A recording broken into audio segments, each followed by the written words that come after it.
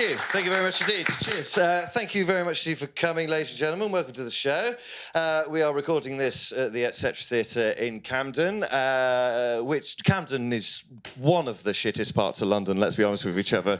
It promises a lot and delivers on basically nothing. But one of the good things about Camden is that there are people from all over the world in Camden, which is a lovely thing about London in general, and a lovely thing about Camden. Do we have anybody not originally from the UK in the audience this evening? We do. Where are you from, my friend? From the United States, and on the end there?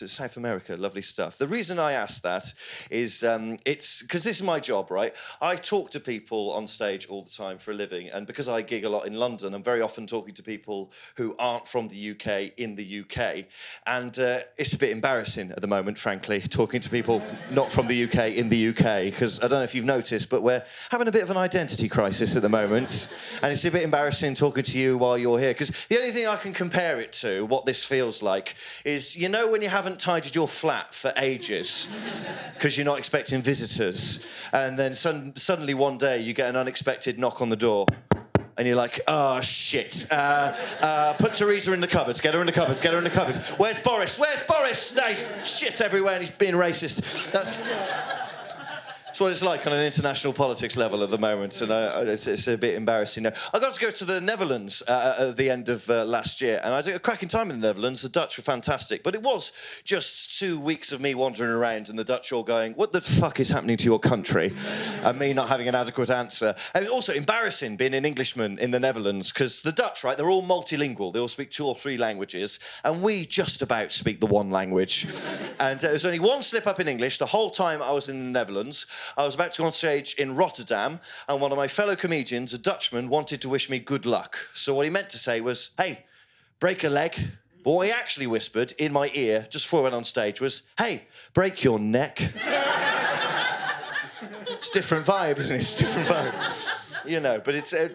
And I mentioned I was in Amsterdam, the Comedy Cafe in Amsterdam, playing to a very, very multinational crowd. And part of what we do when we do this is we come out on stage, and you will have all made assumptions about me the moment I walked on stage based on what I look like, what I sound like, and how I behave. And when you're playing in front of a multinational audience, that just becomes a bit more complicated because they've got a sort of different set of associations that they're bringing to you. And I was on stage in Amsterdam in front of a very, very multinational crowd, and I thought, well, how am I going to play this? So I thought, I'll lean into the English thing. So I sort of went on stage and went, hello, any border disputes you're currently having in your countries, that's my ancestors' fault. Sorry about that. Yeah, right? Lent into a stereotype I don't really belong to. And what I love about the Dutch is the Dutch were not having it, because 3 separate Dutch people came up to me and said, you British always take far too much credit for your slave trade. That is how much the Dutch hate British exceptionalism, is they're willing to come up to you and go, I think you'll find we were monsters. It's the Netherlands, very progressive, very liberal country. It's fantastic. But more than anything else, they love a business startup. And say what you like about the slave trade. Cracking business model for the time. That is an anti-capitalist joke, not a pro-racist one. Just making that clear. That's a little tester, that joke, in a lot of ways. I will be referring to my notebook on stage. I'm not apologising for that. That's part of how I choose to do this. And also, it's a bit of a comfort blanket for me, because the way that my diary works in terms of my work year is I write comedy shows for the Edinburgh Festival. So every August, I go to Scotland and I perform the same show in the same venue for a month. And I was working on this show, and then the week before I went to the Edinburgh Festival, my bag was stolen, which had the original notebook for this show in the bag, and the bag and the notebook were stolen, and that is 8 months of work gone in an instant. Now, a very sympathetic look from the American here. That's very, very nice. And all the British people in the room thinking, has he actually got a fucking show for us then? I do, but I will occasionally refer to this. By the way, that thing I said about you will have made assumptions about me the moment I walked on here, that's not a thing I'm accusing you of. That's we all do that all the time. I definitely do that. I'll give you an example of when I have done that. I was on an overground train in London a few years ago with my housemate at the time, Tanya, and we were discussing the rat problem in our shared kitchen, in our shared house in Hackney, because look at me, where I live has rats, right? fuck you. And we're chatting, and Tanya's getting freaked out about how dirty rats are. She's going, oh, rats, they're dirty. They carry ticks and flies and disease. They're just really dirty. It just freaks me out how dirty rats are. And I said, well, I've heard that's actually a bit of a myth, and rats are a lot cleaner than we think they are, particularly domesticated rats. And a woman that neither of us knew or had seen or had spoken to, who was stood directly behind Tanya, turned around at that moment to say this and only this.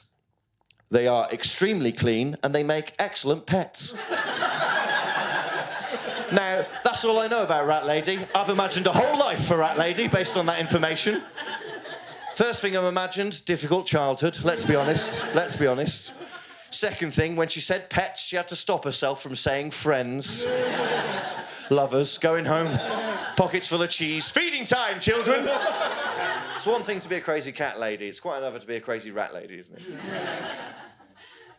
I was talking to a friend of mine, because people self-identify as crazy cat ladies these days. And I said to a friend of mine who self-identifies as a crazy cat lady, because I'm allergic to cats, so I'm never getting on with cats. But my argument against them as a pet is they're so unaffectionate. They're just really unaffectionate animals. And I think, why would you want that as a pet? And I put this to her, and she said, oh, yeah, they're unaffectionate. Yeah, they're unaffectionate. And they bite you, and they scratch you, and they disappear for weeks on end. And they only ever come to you when they want something. But when they do eventually show you affection, that is the greatest feeling in the world. And I said, that's how abusive relationships work. If I'm being controlled by a woman, she isn't covered in fur and she shits indoors. Usually. But we all make, assumptions about people all the time, And it's a good point now to point out, I'm not posh, right? I know what this sounds like, but it's very often an assumption people make about me is that I'm posh because I have a kind of, this is an aspirational voice. I don't like where I'm from, so I developed a voice that sounded different to the voices from where I'm from because I wanted to get out of there. That sounds bad, doesn't it? But I am from I didn't grow up on a council estate, but I'm from a relatively working class background. And people don't accept you saying that in this voice because it's, people from a relatively working class background can't behave and speak the way I do because the way people want to consume their working class people is they want them to sound like this. I didn't dream until I was 17 years old and the whole family lived in a bucket and we ate our brothers and sisters that died. We had a song in our hearts, and in many ways, that's better than hope. That's what people want working class people to sound like. So although I sound like the kind of chap that would be found with friends gathered around a biscuit, that's not actually the background that I have, right? Shame on you for understanding that joke. But so it's an aspirational voice because I wanted to get away from where I'm from and move to London, where I could pursue this sort of thing, this sort of creative thing, and also just one of the brilliant things about London, which is meeting people from all over the world. I just think that's one of the greatest things about living in a city is interacting with people from all over the place. Because I just think it improves your quality of life and your ability to understand yourself and other people if you interact with lots of people from different backgrounds. I just think it makes life better. Here is an example of this making my life better in London. 2 or 3 years ago, I was on a central London train station platform. There'd been 2 or 3 inches of snow. Therefore, all the trains were fucked. Because we've lived on this island for thousands of years, not really thought about the weather yet. So it's 150 people all on their smartphones going, how the fuck am I going to get home? How the fuck am I going to get home? How the fuck am I going to get home? And a woman at the far end of the platform just goes, everybody please, everyone, everybody please. And we all collectively assumed, oh, she must be from the train company. So we all turned and looked at this one woman at the far end of the platform. She's got 150 people silent on a central London train station platform. And with that silence, she says the following sentence. Hello, everyone. You are all upset because there is snow and there are no trains. I am from Nigeria. This is the first snow I have ever seen. This is the greatest day of my life. Because it's London, 150 people went, how the fuck am I getting home? How the fuck am I... But that's great that she had that moment and she could share with it. And also, how many times in life can things fuck up for everyone immediately around you, but they've worked out well for you, so you're going to show off about it for a second? Yes, the school bus went into the ravine, but my son survived. Another example of you know, meeting people with different experiences, different backgrounds, just making life better. I went to the University of Westminster in London. I graduated at the Royal Festival Hall on the South Bank in London. I don't know if we have any students in. Americans, you students? No, we've got a student over there. What they're not telling you about going to university is that graduating from university is one of the most boring things that will ever happen to you. It's sitting in a theatre, sweating in a gown and a mortarboard, watching 1,500 people collect a piece of paper. It's one of the worst things I've ever seen in a theatre, and I've seen actual plays. Also, it feels a bit cruel these days, sending students out into the fucking world we've created armed with a tutu in philosophy. That feels like an inadequate weapon to cope with the fucking... To me, that feels like sending survivors out into a zombie apocalypse, into the wasteland armed with a tutu in philosophy. It's about as fucking effective a weapon. So we're going through the graduation and we're sweating in the mortarboards and the gowns, and we're just sweating. And eventually the dean of my university comes on stage and she says, hello, ladies and gentlemen, I hope you are all enjoying the graduation ceremony so far. The Royal Festival Hall, that has been very gracious to have us here, has very large penalty fees for if we overrun. We are currently running quite late. So can we speed this whole process up a little bit? So my graduation becomes this depressing higher educational relay where it's people running onto stage, snatching a piece of paper, and then disappearing off into an uncertain job market forever. And it's just sad. It's just people going, thank you very much for taking thousands of pounds off me and the best years of my life. Cheers, thank you very much, thank you very much, thank you very much. Absolutely no mental health support at all on campus. Cheers, thank you very much, thank you very much. Philosophy teacher tried to fill me up in the cupboard. Cheers, thank you very much. Right? It's just on and on and on, and we're going through it. It's getting hotter and hotter, and we get to the people doing all their masters, and then all the people doing their PhDs. And with the PhDs, you have to read out the titles of all the PhDs whenever someone graduates. So it's going on and on and on, and we're dead, we're dying in the stuff, right? And we get to the very last guy to graduate. And I can't remember the specific name of his PhD, but the dean read it out, and it was something like, has the way Western charities distributed foreign aid in Africa as a continent, has that done more harm than good, right? Some noble, intelligent title like that. And then the dean of my university said, remember, we're dying, we're dead in the room. The dean of my university said, and now, to collect his PhD on this subject, please welcome to the stage, Brilliant Pongo. And 1,500 students who, up until that point, had been comatose, wordlessly, as one, rose collectively to their feet, and a smiling Brilliant Pongo graduated to a standing ovation, costing my university thousands of pounds in overrunning fees, because his name's Brilliant Pongo, and that's fucking amazing. Fucking amazing might be his brother. It's a good name. If I was called Brilliant Pongo, do you think I would ever stop singing it at any point in my life, ever? Just going down the street going, Brilliant Pongo, into a Starbucks, make an order, just wait.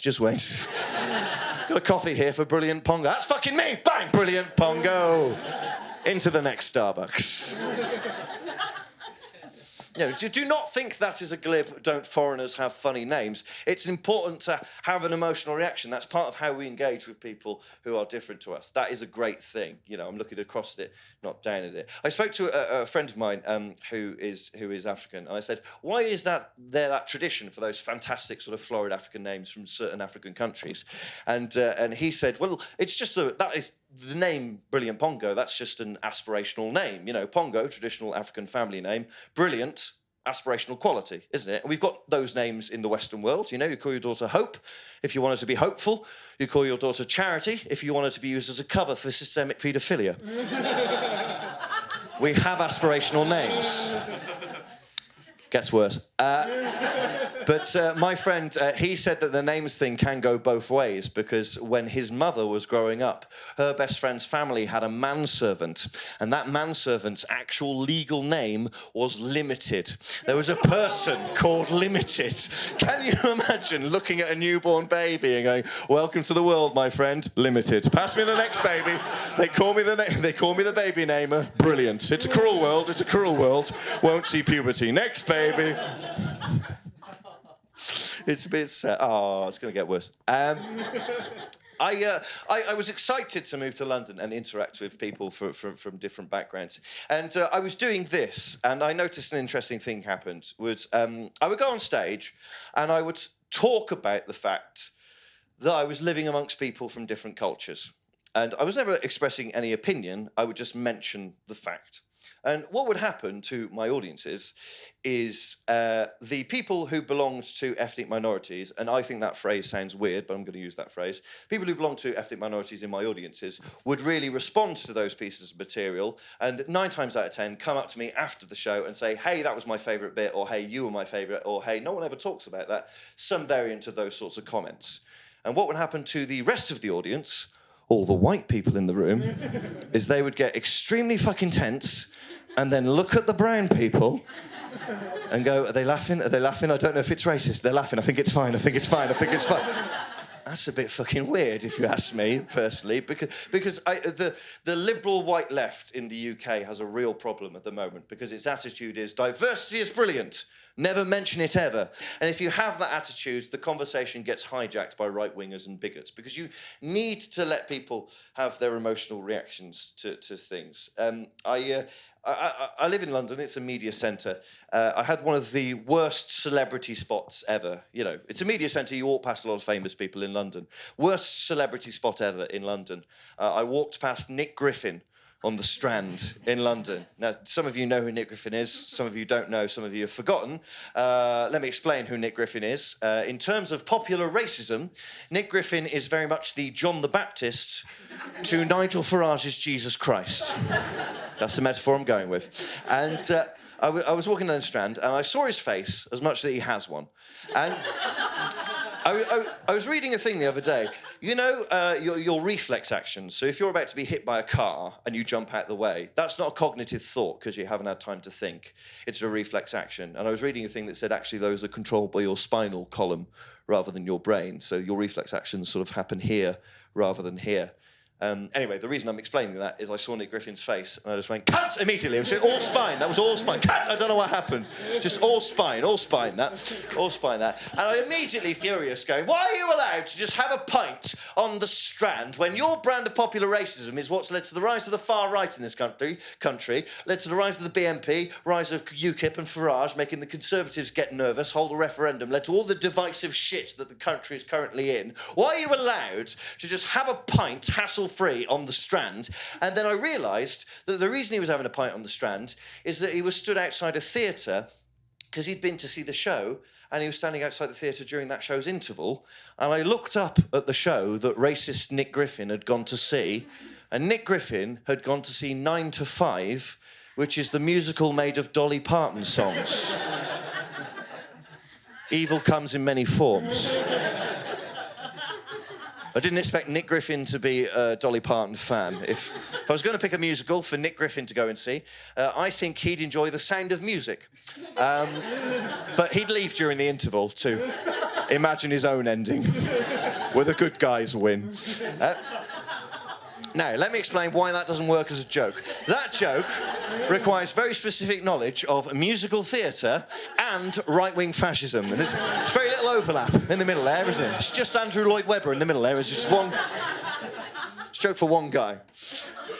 But the Nick Griffins of this world, you know, the emotional reaction, you know, because it's insincere to deny that you have an emotional reaction to things that are different to you. And the Nick Griffins of this world want you to hold on to that emotional reaction and push those people away, going, yeah, you know, that seems odd to you, you're right and they're wrong, and push them away. And that's why the country is so isolationist and divisive now, as those people are going, that emotional reaction, you're right and they're wrong, and push them away. And that's not correct. But we have people on the other side saying you can't have an emotional reaction. And we need to talk about these things because it's the only way we progress as a society, if we actually make connections. I'll give you an example of an emotional reaction I had. I was walking through Piccadilly Circus a few months ago, and I saw a man who was busking. I believe this man was Korean, and he was dressed head to toe as Elvis, and he was singing the song Sweet Caroline at the top of his lungs, and I watched him for half an hour trying to work out if it was okay for me to laugh. Because he was fucking going for it. I've rarely respected a performer more. He was just, people were just standing around him and he was going, Sweet Caroline, boom, boom, boom. And I'm there going, okay, well, the reason I think that looks funny is because it's a juxtaposition. Most jokes are juxtapositions. It's one idea hitting another idea. And in my head, that's a very Eastern thing hitting a very Western thing. And that's why I find it a bit amusing. He doesn't give a shit about my internal monologue. He's just going, good times never feel and he is dancing like he's fighting off the ghosts of his ancestors. He's going like that. And I'm there going, well, that only looks like a juxtaposition from my Western perspective, because I know Elvis's music was incredibly popular in those countries, so it's not actually a juxtaposition. It, again, doesn't give a shit. He's like, Sweet Caroline, and you know which of those consonants he was and wasn't hitting. And good thing about that joke is I made you racist in your head. And there is a lie in the story I've just told you. What actually happened is I saw this guy, I immediately laughed, and then spent half an hour trying to work out if that was okay. Because you have an emotional reaction, and you need to process that emotional reaction, and part of that is talking about it. Because I grew up with a lot of this. Where I come from, there's a lot of very sort of well-meaning white people who don't understand the difference between structural racism and individual malevolent racism. Both are wrong, and both need to be dealt with, but one requires sort of fury, and the other requires a bit of open understanding and conversation. I'll give you something that happened to me when I was at school. I'm not that old. This wasn't that long ago. We had a substitute teacher, substitute chemistry teacher, and he was trying to teach a class of us how particles form an electron. So he was going, okay, David, you're going to be this electron here, and he's drawing on the whiteboard. Peter, you're going to be this electron here, and Anshul, you're going to be this electron here. And then he looked at the circle he'd just drawn. He looked at Anshul. He looked back at the circle. He did a sort of comedy double take, little smile, and then, as a joke, he coloured in the circle they'd just drawn for Anshul. Now, I can sort of see what he thinks he's doing there. He thinks he's going, hey, we're all in on this, we're all inclusive, I'm bringing you in here, haha, we can have a laugh about this sort of thing. But he singled out Anshul there purely on the basis of his race. That is the only thing he's picking on there. And also there's a weird power dynamic going on. He's the teacher, Anshul's the student. Anshul is not in a position to go, actually, sir, that makes me feel very uncomfortable, and we don't have that kind of relationship, and this is a learning environment. That's really, really not appropriate. Also, because it's a science lesson, what he's inadvertently done there is teach us that racism is part of the literal fabric of the universe. And I don't think it is. I think if we talk to each other, we can understand each other a little bit better.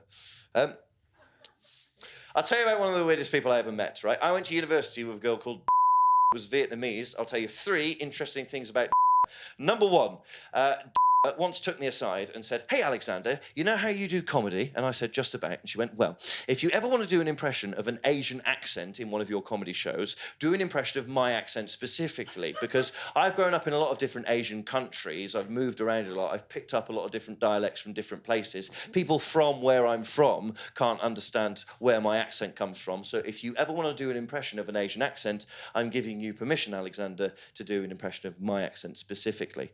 Now, if you want to know how to make a comedy audience feel uncomfortable, imply that you might be about to do a racist voice. And I'm not going to, despite what you want, sir. Second interesting thing about it, the hunger for it in his eyes.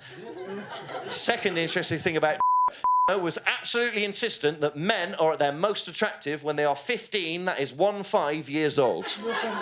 Atmosphere in the room has changed now. Do the pedo's voice. Not going to, mate, I'm not going to. Third interesting thing about sister was a tattoo artist. Now, I don't know if you know anything about the way they used to train tattoo artists, but pigskin, basically the practice on pigskin, because that's how much we've fucked over animals, is we're doodling on the bits of their corpses we've got left over. Can you imagine dominating other species more than doodling on the bits of their corpses we've got left over? That is a massive... If you were kidnapped by a serial killer, right, and it could happen, right? It will happen. If you get kidnapped by a serial killer, right, and you're tied up in his basement, right, all cold and naked and afraid, right, in his basement, you're cold and naked and afraid, and your little winky's all shriveled up because it's all cold and dank. It looks like a little sort of like a slug resting on an acorn, right? It's all cold, and he's not letting you go to the bathroom, so you've had to pee down your own legs, right? So you've got really cold, pissy legs, and you're tied up. This has never gone on this long. I'm just getting a vibe, right? And so you're tied up in the basement. And if that serial killer came in and he said, I'm going to take off all your skin, and you said to him, what are you going to do with my skin? And if he said, I'm going to practice the Mandarin symbol for peace over and over again, you'd be pissed off, wouldn't you? You could at least make a sex mask out of me, you know, just make a lovely sex mask, you know. Rosy little cheeks. Thanks for coming. But his mother said, I'm not spending good money on pigskin when you've got so many relatives. So there was an entire Vietnamese family, apart from who went to university in England, covered in shit practice tattoos. So Nan's got like a flaming skull on her neck. Dad's got the American flag across his chest.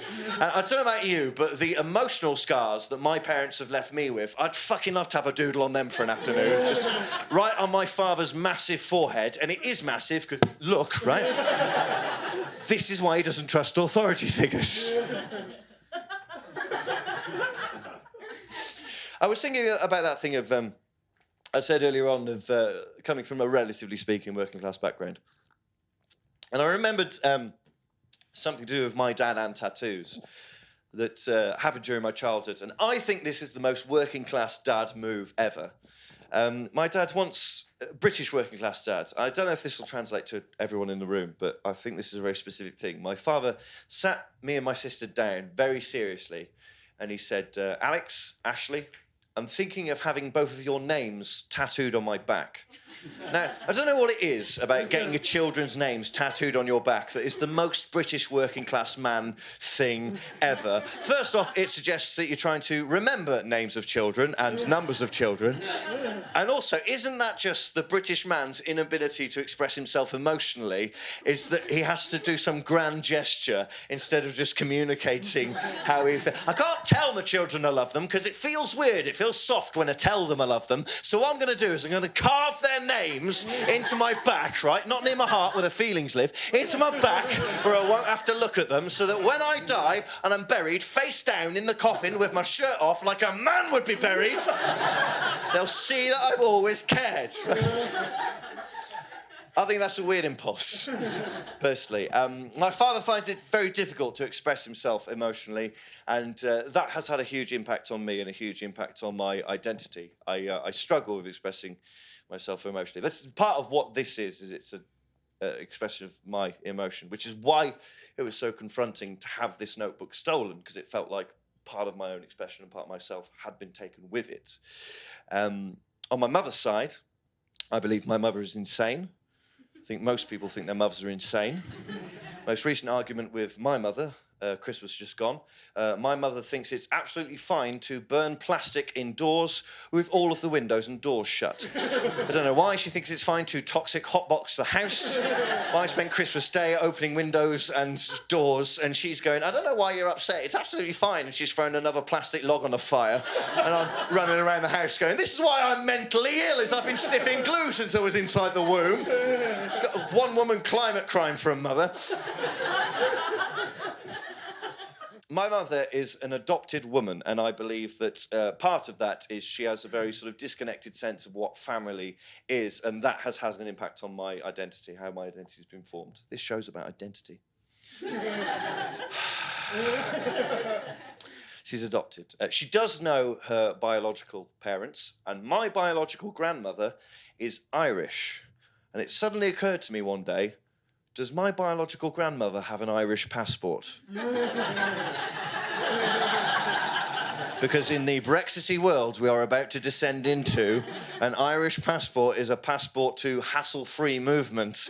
And I felt like Charlie outside that chocolate factory. I've got a golden ticket. So I rang up my mum and I said, hey mum, has your mother got an Irish passport? Can you get an Irish passport so I can get an Irish passport? And my mother said, well, she's only my mother in a biological sense. She's not my mother in any other kind of sense. She didn't raise me. She's particularly not legally my mother. So in order for me to get an Irish passport, so you could get an Irish passport, I would have to be readopted by my birth mother, now that she is in her 80s and I am in my 60s. And I had to stop myself from going, fucking get on with it, old women. Put your emotional trauma aside, because Daddy doesn't like queuing at airports. I don't call myself daddy when I'm talking to me mum.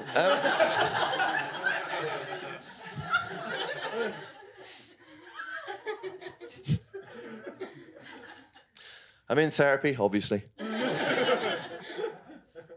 My therapist says that I rationalise away all of my emotions. It upset me that he said that, but I suppose he does have his reasons.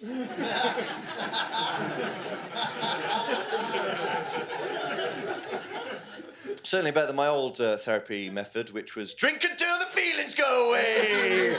Drink until the feelings go away. Put the bad thoughts at the bottom of your brain because the alcohol rots them first. Drink until the feelings go away. I don't know if any of you have ever been so hungover you felt entitled to priority seating on public transport. I know this is meant for you, but I'm hanging out my arse. On your feet, prego.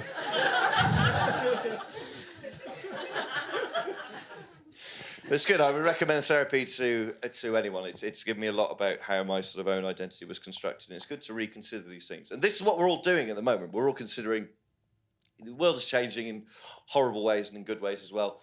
And we're reconsidering a lot of things. This is particularly relevant to art and creativity because we think and feel a lot of different things. And recently there's been a lot of reassessing a lot of different art and reassessing the people who made that art.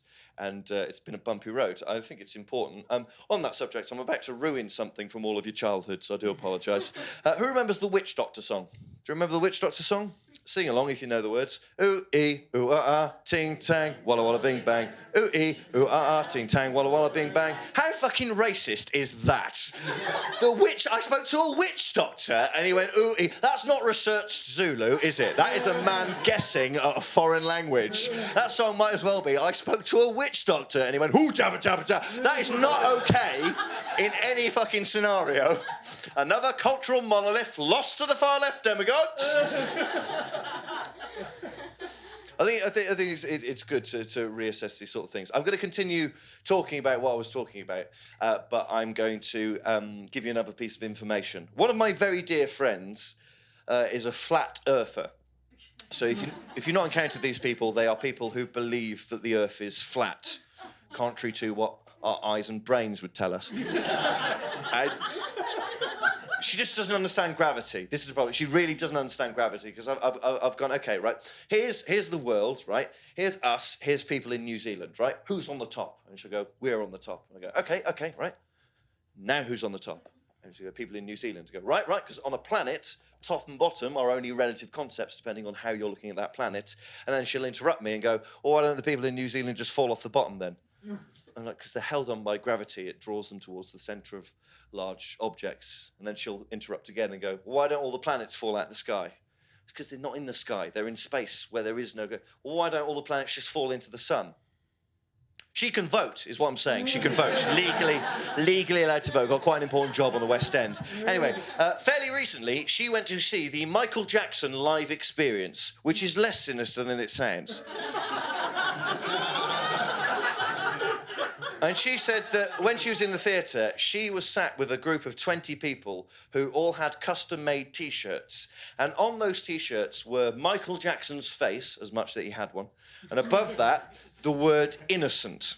They were all wearing innocent Michael Jackson T-shirts, making the flat earther the least deluded person in the audience. And I love the idea of her sat there smug going, these fucking idiots. Honestly, these are the kind of cunts that drive off the end, right? Now, I can understand, because the art that we emotionally engage with, we feel like it, and intellectually, we feel like it forms part of who we are, right? That's the point of watching it, is it connects to you in some intellectual or emotional way, and you feel like the art that you enjoy is part of who you are, which is why I think it's so confronting when we discover something we don't like about how that art was made or who made that art. And I can understand why people would kind of double down like that or kind of push against it entirely. Some people have been having a discussion recently about should you and can you separate art from the artist? I believe you should never separate art from the artist. I think that is a dumb way of looking at art. However, I also believe that art that you love, made by someone that you hate, is more valuable than art that you love made by someone you agree with. Because if you love something that someone you disagree has made, you have to form intellectual and emotional bridges across that person to understand how they've created this thing. It's more valuable to your own personal development. I went to an art gallery. I was very lucky I got to go to Milan last year. I do realise that is the second time in this show I've mentioned me travelling. I am not one of those wankers. I don't live to travel. There is more to me than a fucking passport. It's not a personality, the fact that you've been on a plane lots of times. Stop going abroad to find yourself. If you want to find yourself, sit in a darkened room and think about your childhood. There I am again, crying. And I went to an art gallery in Milan, and they had an exhibition of all of the Italian art made in Milan from the end of the First World War to the beginning of the Second World War. And it was an exhibition. Every room was a different year, and you progressed through the years, and eventually you came into this huge warehouse where there were huge blown-up documentary photos of what was happening in Milan during the Second World War, soldiers on the streets, bombed-out buildings, that sort of thing. And across one wall was a huge historical diagram showing what the left and right political and social groups were up to and how authoritarian fascism swept up the side. Very important, very noble message to that exhibition. This is happening again. People saw it coming at the time. We're seeing it coming now. Do not let this happen again. Do not divide up into little groups. Work together, because you divide up into little groups, that's how the real insidious characters sneak up the side. Very important, clear message. However, in terms of art, I can't remember a single piece of art from the exhibition. If you could bring it here now, I wouldn't be able to tell you that I'd seen it before. I walked immediately out of that warehouse into another warehouse where there was an 18-foot-long plasticine model of a man urinating into his own mouth. He was bent over backwards like this, multicoloured plasticine, and he had a big plasticine cock coming out like that, really big, and it had a fully functional fountain in it that was shooting a constant stream of piss up into the air and into his open mouth. And I fucking remember what that looks like. I could draw it for you now. And we're shaving the edges off a lot of art these days, and we have messages that need to land with impact, so we need to let the art land with impact as well. So I would suggest that we don't shave the edges off of art, because I remember the thing that had an edge. Although, admittedly, I don't know what the message... I don't know what the artist is trying to convey. Don't drink cranberry juice, then do yoga? My best guess. All I'm looking for is to create something as disgusting as that contains an important message about fascism. That's all I want in this life.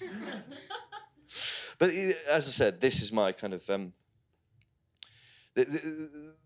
this is part of my emotional expression, is this creative thing. Some people are... I do this because this is what I feel comfortable in. I've been doing this for a long time. I don't find all art genres equally comfortable. I was in Camden probably a year ago now with my friend Ian. We were drunk, eating fried food in the middle of the road at 3 o'clock in the morning because we're a pair of fucking legends. I'm not very good at establishing my own boundaries. I'm not very good at saying no and you must stop. And our boundaries are really important because they're the edges of our own identities. Where you draw the line is where you begin. Our boundaries are really important. I'm not good at drawing boundaries. Ian, cracking at drawing boundaries. We were drunk, we were eating fried food, and this guy, we're in the middle of Camden. We're a magnet for lost souls. This guy emerges from the darkness and he runs up behind Ian and he stands way too close to Ian like that. And his opening conversational gambit is the worst thing you can say in any conversation. So we're talking to each other, we're eating fried food, and this guy runs up behind Ian and he goes, "Hey there, guys, I'm a poet." Oh, no. Oh, no. Those 3 words have never improved any conversation. Are you a terrorist? I'm a poet. Oh, no. Now I'm going to have to kill us all.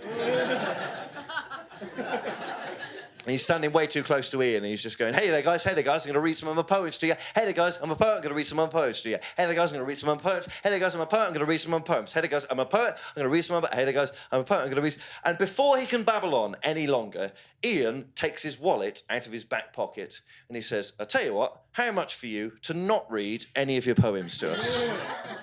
And the guy goes, which is either the beginning of the worst poem I've never heard, or he doesn't know what to say.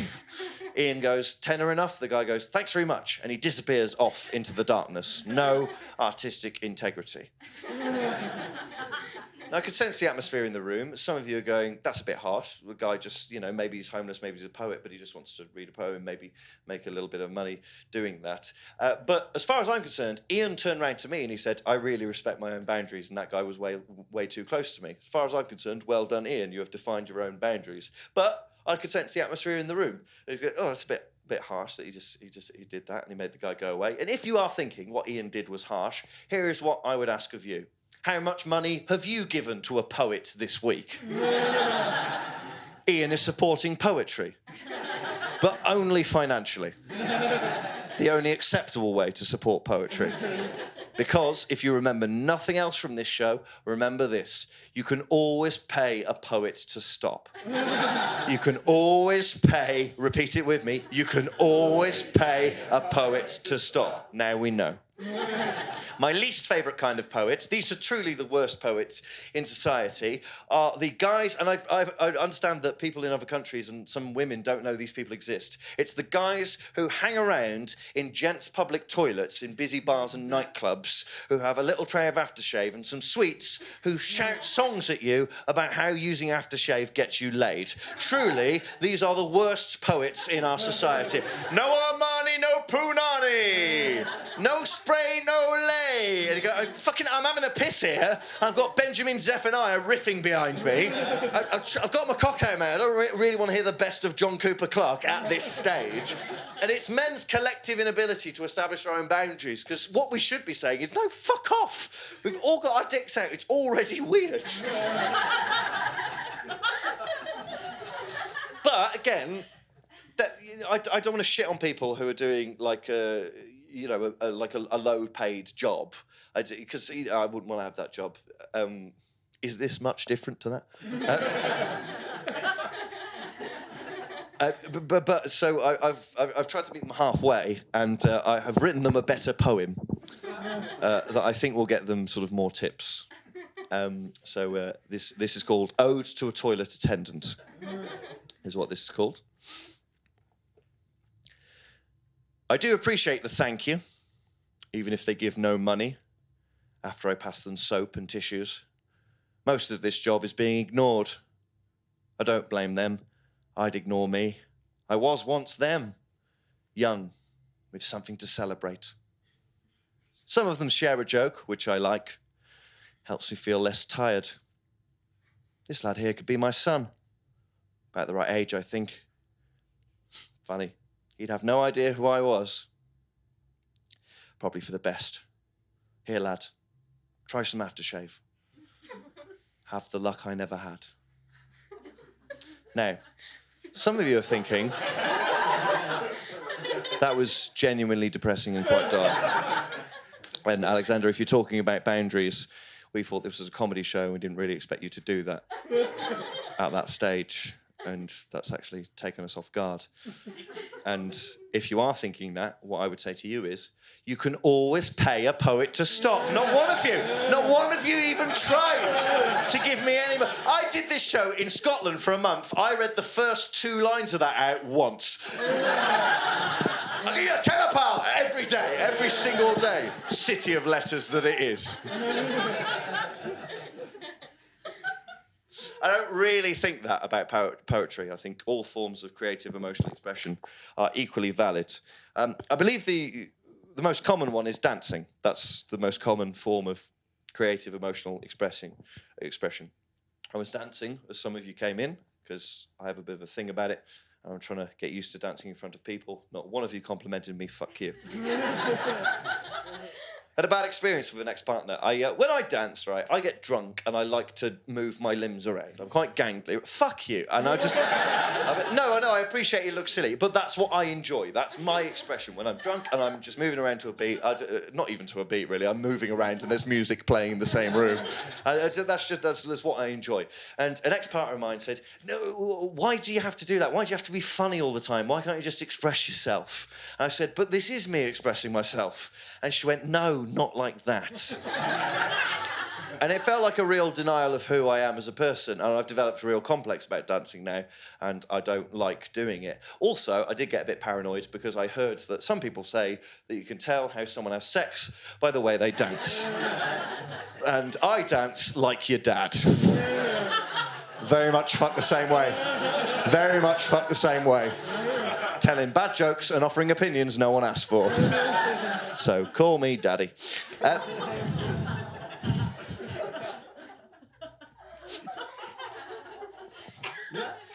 Just let you think about that for a minute. Had to reassess because I had those kind of bad experiences where people I've gone out with would left me with, unpleasant things in my brain.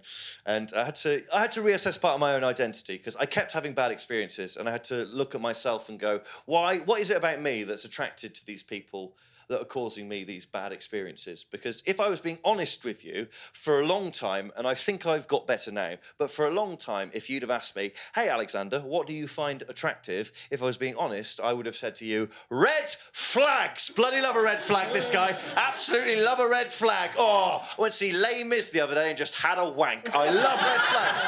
I love red flags. Alexander, come quick. I can't. Why not? There's two old ships communicating, and I want to watch it all the way through. And after that, I'm off to fuck the holes on a golf course. Love red flags. I was the most emotionally closed off I have ever been, and I was fighting people off with a shitty stick. Because it turns out if you are hollow, some people love that, because all they can hear coming from inside of you is echoes of themselves. People express themselves so badly, and the technology exacerbates this in terms of just what's wrong in terms of the connections people are making. There's a phrase that a lot of people use. It's not really a phrase, it's an idea. People use it on dating apps a lot, and people say this in real life now. And if you are one of these people who says this, fuck you, and I will tell you why. It's the people who say this. Oh, you know what I hate? Small talk. Oh, I can't stand small talk. Talk about something real. Oh, I can't stand small talk. If you say you hate small talk, fuck you. And let me tell you why, okay? Here's what you're doing if you say, I hate small talk. Someone is saying to you, hello, how are you? And you're responding with, no. I am such a devastating intellect, I can only be stimulated by considering the nature of the universe at every conversational turn. Try again, mere mortal. Fuck you. Fuck you. Small talk is a canary down the conversational mine to work out if someone's mental or boring. That's what it's there for. That's what it's there for. I like you. You scowl like my father. The canary's dead. The canary's dead! Well, the property prices have really increased since we moved into the canary has killed itself. People express themselves so badly, particularly on dating apps. On dating apps these days, you'll see no remainers, no leavers. Really, is this where we are? I understand that there are certain situations in which you can't have a committed relationship with someone whose politics are way off to yours. But previous generations didn't have this problem. And part of what's good about living amongst people who are different to you is engaging with what they think as well as who they are. That's what it is to live amongst different people. And again, that's why I believe in multiculturalism, because you can meet someone whose outlook is completely different to yours and you can make a friend for life. You can meet someone from the other side of the world and you can fall in love. You can marry someone and have a family with someone who, up until the time they met you, their experiences were completely different to yours. And I think that is a beautiful thing. It also has a little bonus side effect, because I don't know if you've ever had sex with anyone who English is not their first language. But during sex, if you're any good at it, they will revert back to their first language. And now you're fucking someone who's saying something you can't understand. And that is an interesting experience, because the whole time you're just thinking, I must Google Translate that later on to just because it's considered impolite to go, what the fuck are you saying? We didn't have a referendum so you could pollute my most intimate moments with your Euro babble. If you must fill the air with filth, pray keep it to the language of Blake, my continental concubine. That's considered rude, right? I had sex with an Italian girl and she kept saying the word prego over and over again. Prego, prego, prego, prego. No, it doesn't mean what you think it means. Because I Google translated prego afterwards, immediately afterwards in a bathroom. And prego is sort of an all-encompassing Italian word of encouragement. Yeah, you're nodding. Prego basically means carry on as you are. That's what it means. But because the word has a lot of different applications, that's not the first translation I found for the word prego. The first translation I found for prego was you're welcome. Can you imagine fucking someone? All I want in life is the confidence to fuck someone and go, you are welcome, you are welcome. Hey, look at your face, look at your face. I can't believe your luck. Any woman who has sex with me is well within her rights to say you're welcome at some point. If they have anything to do with my yard of pale. Name for a penis I'm trying to get off the ground. It's all about identity and the assumptions people make. One of the assumptions that you will have made about me up until this point in the show is that I am a straight man. This is not entirely correct. I am what I call a trans-oriented man, which means I am equally as capable as being attracted to transgender women, those being women who were told they were male at birth and come to realise that they are women later on in their lives, as I am to cisgender women, those being women who told they were women when they were children and are comfortable with that all the way through their lives. Do we all understand the sentence I've just said? That's very much the problem with my sexuality, is that it has to come with footnotes. I understand if you're gay or bisexual, you might have had difficulties. I had to look up my sexuality in a PDF file of someone's university lecture notes. So cry me a fucking river. There's no generally accepted term for what that is. There's a term some people use, which is the term gynophile. That sounds healthy, doesn't it? Sounds like a straight-to-DVD film about a killer vagina. There are some people who would say, because they are very up on the politics of these sorts of things, they would say, well, Alexander, you are attracted to women because you're attracted to cis women who are women, that is correct, and trans women who are women, that is correct. You're attracted to women, therefore you're straight. And I would say, we understand that the experience of a transgender woman is a different experience to that of a cisgender woman. Both equally valid as women, but a different experience. My experience of being attracted to both those groups of people is different than a straight man's experience. So I want acknowledgement of the difference. I've been screamed at in the face for having this attraction, online abuse, a lot of shame and guilt growing up. Straight men don't have that. And also, let's get down to brass tacks. There are many straight men who would not have sex with a woman who has a penis, right? So I think the fairest word for those men is cowards. You are all cowards. Yellow-bellied, lily-livered. What kind of chef won't taste their own dish? Why bring it up? Well, I'm annoyed about being made to feel ashamed of something that is absolutely fine. I think transgender people get treated like absolute shit, and I would like that to stop. And part of that is understanding that not only are there people that find them attractive, there are people who could love them, and I could. My life partner could be a transgender woman. And also, sometimes you've got to ring the bell to let the dogs know dinner's ready. It's my favourite line of the show. But I think people really people really hate transgender people, and I think part of it is because if you know someone's transgender, the moment you look at them, you have to think about your own sexual orientation and your own gender identity, and most people don't have the emotional equipment to do that.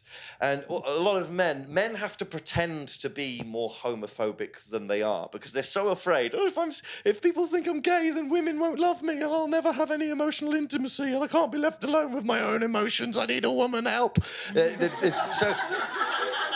That is why men are performatively homophobic, is they're frightened that women won't find them attractive. And men pretend to be frightened of penises. And men are, changing rooms. Oh, get that thing away from me. Let me make it absolutely clear at this point. I feel completely neutrally about all genitalia outside of sexual situations, okay? It is all beautiful and disgusting in its own way, right? But outside of a sexual situation, I feel completely neutrally about all genitalia, particularly penises. Because I have seen a penis every single day of my own penis, every single day of my life. I have seen it more than the sun, more than the moon, more than the stars themselves. I've seen it more than my family, my loved ones. One of the first things I ever saw, and it'll be one of the last things I ever see, hopefully, if I go out the way I'm planning. In a suicide I like to call hilarious tragedy at the London Marathon. Through therapy, part of what I realised about my own identity is that I'm a very sexual person, and that's taken a lot to work on to actually admit that. And I'm really controlled by my own libido. And frankly, I can't wait to get old and for my libido to die, because it's just I feel like Sisyphus pushing the rock up the hill, just going, when will this end? When am I going to get rid of all of this stuff? Where does it stop? Where does it stop? What's the end point where someone goes, you don't need to do that again? It's just, sometimes I can't, because your libido leads you to weird situations. Some of you aren't going to like this. Some people say you can tell a family's dynamic by how the dog behaves. I know that doesn't seem connected to what I was saying. I asked my mother to have our family dog put down. Draw from that the conclusions that you will. My mother said, I don't know why you wanted our dog to be put down. Particularly you. He loves you, that dog. That dog absolutely loves you. It's always in your room. The moment we leave the house, that dog is always in your room. He loves you, that dog. What my mother didn't realise is that I was a masturbating teenager, and I would masturbate into tissues, and when we were at the house, our Jack Russell would creep up the stairs, and he would knock over my bin with his nose, and he would eat those delicious cummy Kleenex. He would get right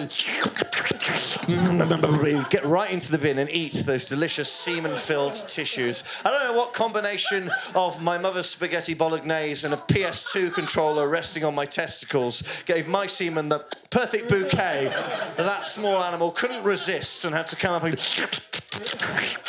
And as he got older and he ate more and more of this stuff, my dog lost his eyesight and he became gradually more and more evil, and he would bite people. And I did have to consider, has my semen done this?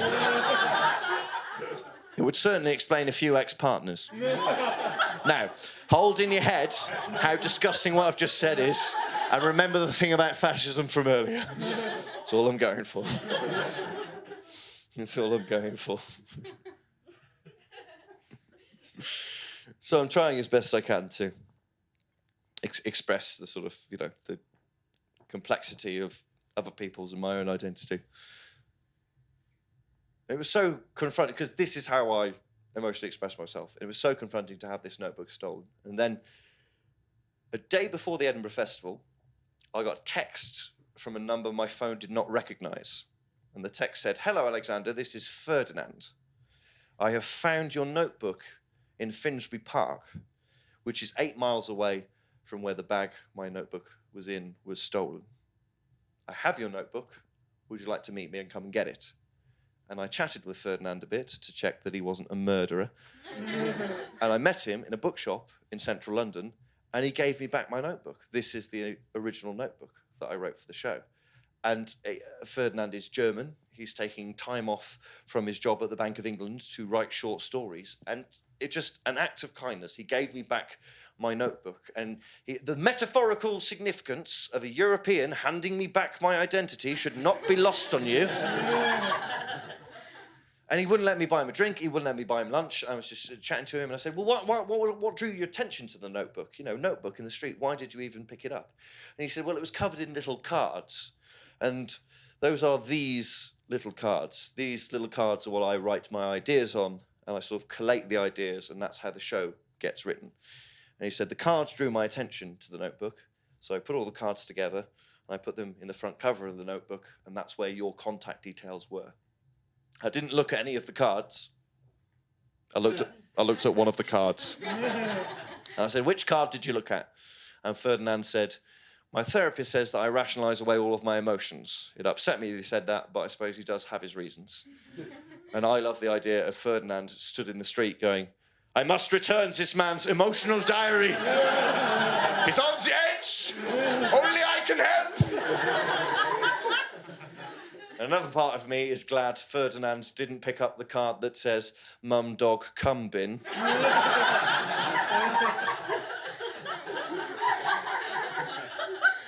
My mother's seen this show. My mother brought one of her oldest friends to see this show, Caroline. Caroline's known me since I was a baby. Caroline came up to me after the show and she went, I'm furious with you. That dog bit me. What's in my hand? Poor, sweet Caroline. I'm going to briefly talk about something now. I'm comfortable talking about this, so you should be comfortable listening to it. One of the other things that you would not necessarily see, if you just look at me, is that I'm a domestic abuse survivor. I came out of a relationship that, if I had the money, would have ended in a prosecution. I'm very happy to be out of that relationship. That is a big reason for the therapy. I did a show at the Edinburgh Festival. I was talking about my experience of this on stage, and it's not for me to say how effectively I was talking about it, a heart-provoking exposure of a hidden darkness, the Scotsman. It's not for me to say. The point is, I was talking honestly about my experiences of being emotionally, sexually, and physically abused. And a woman got in contact with me online to say, this show is the woe is me of a straight white man, when I'd been talking about those things. And for a brief second, I was horrified, and then I really laughed, because that is the only reaction I can have to that kind of lack of empathy. But she's seen something very surface level there and made a projection about what she thinks my motives are. So I've gone to great efforts here to write a show that is the woe is me of a straight white man, as much as I can do. That's not really fitting the parameters, because it's a bit more complicated than that, because we are all more complicated than that. And there's people all over, the Nick Griffins and the people like her, who would like to tell you that people are simple. We're not. None of us are simple. That's all I'm saying. So please express how complicated you are, understand other people's complexity, and in the meantime, I will dance in the way I best know how.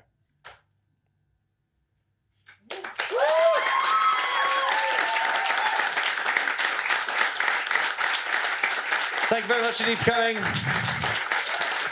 I hope you enjoyed the show. Thank you very much. Good night.